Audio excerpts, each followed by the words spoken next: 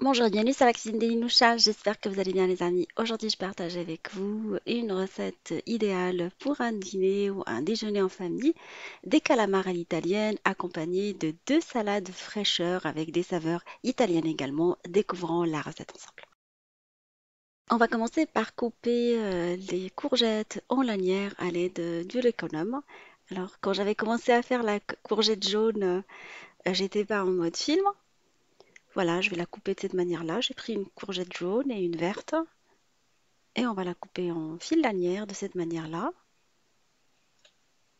Après, nous allons les griller. Alors, vous pouvez les griller au four comme vous pouvez les griller tout simplement à la poêle.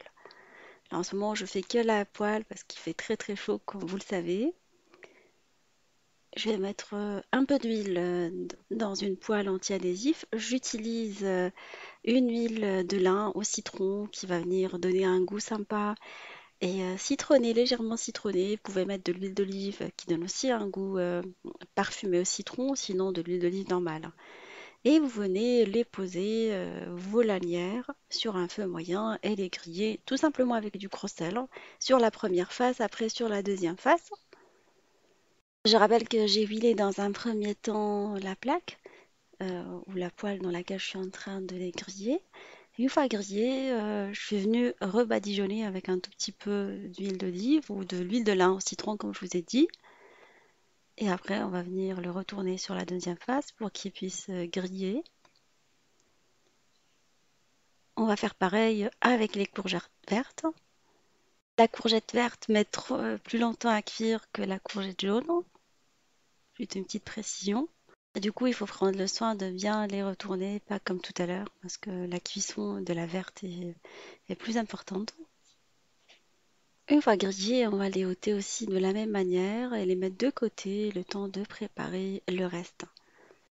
En profiter que la poêle est encore chaude et dans la foulée, je vais venir griller quelques gousses d'ail que je vais couper en petits morceaux. La poêle étant déjà graissée, je ne rajoute pas de matière grasse et je vais venir faire cuire quelques pousses d'épinards dedans ou des petits épinards.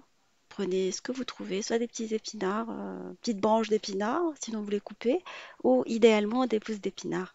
Vous les laissez dégorger avec un tout petit peu de gros sel également. Quelques minutes. Alors 3 petites minutes suffisent, voire même 4 minutes, juste histoire qu'elles se ramollissent et qu'elles colorent un tout petit peu avec l'ail qu'on a découpé. Et vous les mettez de côté. Et là, on va passer à l'assaisonnement des salades. On va venir réaliser une petite vinaigrette. Alors, j'ai pris du pesto.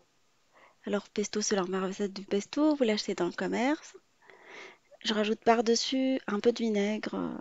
Alors, tout simplement du vinaigre blanc. Et on va venir mélanger notre sauce pour former une petite vinaigrette qui va assaisonner la salade. Alors, je rajoute par-dessus de l'huile de lin au citron, comme je vous ai dit.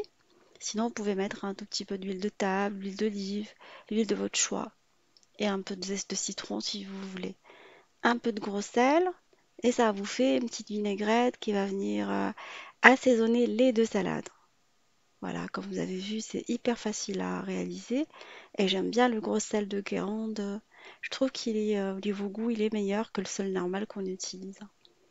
Voilà, ça vous fait une petite marinade pour les 2 salades parce qu'on va la laisser mariner au frais le temps de réaliser le reste. Là, on passe à l'assaisonnement de la salade. Je vais venir déposer les pousses d'épinards ou les épinards qu'on a fait revenir avec tout simplement de l'ail. On rajoute des pois chiches cuites, quelques olives italiennes noires, sinon vous mettez des olives normales. On met quelques tomates séchées, mi-séchées idéalement, des tomates cerises mi-séchées, achetées chez Marks Spencer, sinon j'ai eu l'occasion de les réaliser avec vous. Et la moitié de l'assaisonnement qu'on a réalisé et je vais venir mélanger ma salade pour que toutes les saveurs se mélangent. Comme vous avez vu, on va mettre que des condiments. Je ne vais pas mettre d'épices. Je vais finir par le basilic, on va venir ciseler par-dessus. Voilà, dans la cuisine italienne, il n'y a pas beaucoup d'épices, il y a surtout beaucoup de fraîcheur, beaucoup de condiments. Là, on passe à la réalisation de la deuxième salade. Mais entre-temps, il faut laisser celle-là au frais. On va venir déposer dans une assiette les lanières de courgettes qu'on a grillées à l'huile. Je mets par-dessus l'assaisonnement, la sauce basilic qu'on a réalisée au pesto, la vinaigrette pesto, ainsi que du mozzarella que je vais venir découper. C'est une tresse de mozzarella que j'ai acheté au Grand Frais. Je vais finir par un petit moulin d'herbes frais. Alors c'est des herbes pour pizza, mais que j'utilise souvent pour mes salades. Je trouve qu'elles sont excellentes, elles ont un très bon goût. Sinon, n'oubliez pas de ciseler du basilic par-dessus avant de mettre les herbes. Ça vient parfumer cette salade. Vous pouvez mettre de la menthe fraîche également, ça se marie très très bien avec la courgette si vous mettez du feta. Alors feta, menthe fraîche, c'est excellent avec courgette, hein. Voilà. Et on la laisse au frais une fois qu'on a mis notre moulin d'herbes de côté. Ça permet vraiment de bien mariner les salades avec la sauce qu'on a réalisée. Et là, on va passer à la réalisation des calamars. Je vais venir râper de l'ail dans une poêle. Alors, j'ai pris une sauteuse assez profonde. Je rajoute de l'huile d'olive, un peu d'échalote et je laisse le tout revenir à feu moyen. Alors, l'échalote hachée très très finement. Vous le faites vous-même ou vous achetez comme moi de l'échalote hachée chez Picard si vous êtes flemmarde. Vous laissez revenir tout ça pendant 5 petites minutes à feu moyen ou remuant de temps en temps et vous en profitez pour venir râper votre tomate fraîche. Voilà, comme ça vous êtes synchro, vous le faites à côté, vous coupez vos tomates en deux. Alors j'ai utilisé deux grosses tomates, ça va vite en général. Vous venez les râper, une fois que vous aurez enlevé les graines à l'intérieur et vous récupérez une petite pulpe. Et une fois l'oignon et l'ail translucide, vous venez verser dessus votre coulis tomate ou plutôt votre purée de tomate, la pulpe de tomate pour former un coulis justement. On va bien mélanger. Voilà, il n'y a pas mieux que la sauce tomate fraîche, hein. Vous pouvez utiliser de la tomate achetée en coulis, mais là, il n'y a pas mieux, hein. Moi, je suis adepte de la tomate fraîche, à chaque fois je le dis dans mes vidéos. Pour parfumer la tomate et donner plus de caractère, je vais venir mettre quelques pétales de tomates séchées. Alors des petites tomates séchées, cerises. Sinon, vous prenez de la tomate classique séchée et vous la coupez en petits morceaux. Voilà, je vous ai montré le flacon que j'achète chez Marks & Spencer. Sinon, vous les trouvez chez les Italiens. Vous la réalisez maison si vous avez des tomates cerises. On va venir ajouter du pesto. Alors le pesto, je l'ai réalisé maison selon ma recette. Sinon, comme je vous ai dit, vous pouvez l'acheter, hein, chez le traiteur italien, il est pas mal. Et celui de Marks & Spencer également, il est pas mal, hein. Dans le rayon frais, par contre, dans le rayon italien, là où il y a tous les produits frais, vous mélangez le pesto avec votre sauce. Ça va faire une très bonne sauce qui accompagne très bien également toute seule des pâtes, des tagliatelles ou des orecchiette. Vous venez la parfumer avec du gros sel, tout simplement. Vous pouvez éventuellement rajouter du piment d'Espelette, mais c'est pas nécessaire, hein. Moi, je le mets parce qu'on mange pimenté à la maison, mais sinon, je vous assure, c'est pas nécessaire. Juste avec les herbes, vous parfumez votre cuisine. Un tout petit peu de moulin, poivre du moulin, suffisant. Vous laissez votre sauce réduire pendant 5 petites minutes avant de lui rajouter par la suite des anneaux de calamar.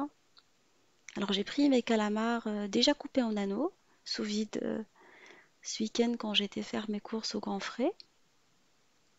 Alors ils présentent des produits frais à des prix très convenables. Je vous ferai un retour de course, promis, une fois que j'aurai compilé tout. J'ai laissé les calamars cuire pendant 5 petites minutes. Une fois qu'ils ont lâché le jus, je vais venir ajouter du concentré de tomate, hein. C'est ce qui va donner de l'onctuosité à notre sauce, hein. Enfin, si on laisse les calamars cuire trop longtemps, ils risquent de changer de taille, en fait, de devenir plus petits. Voilà, les calamars vont cuire tout simplement 12 minutes. Et voilà, on a une petite sauce qui commence à réduire. On la laisse cuire quelques minutes avant de passer à la présentation finale. Une fois que j'ai éteint le feu et les calamars ils sont encore chauds, je rajoute quelques feuilles de basilic pour parfumer la sauce. C'est ce que je fais toujours à la fin, où je les laisse cuire tout simplement une petite minute et je les mélange à la sauce. Voilà, ça parfume et en même temps, Ça reste frais, ça apporte de la fraîcheur à un plat. Et après, on passe à la présentation finale. Alors, j'ai sorti les petites salades du frais. Elles ont eu le temps de bien s'imprégner de la petite sauce au pesto et se parfumer. Et là, je vais venir verser les calamars à l'italienne dans une assiette creuse, une assiette à pâte. Je trouve que ça prend mieux la sauce, ça évite de les déborder. Voilà, c'est une suggestion personnelle. Utilisez vos assiettes de pâte pour ce type de recette et décorer avec un brin de basilic. Voilà, j'espère que cette recette ou cette suggestion de 3 recettes vous fera plaisir et fera plaisir à vos familles, plein de saveurs et de fraîcheur pour des recettes estivales. Merci pour vos messages, merci pour vos suggestions de recettes et on se retrouve sur la cuisine de Linoucha avec de nouvelles recettes, un nouveau voyage culinaire et à bientôt.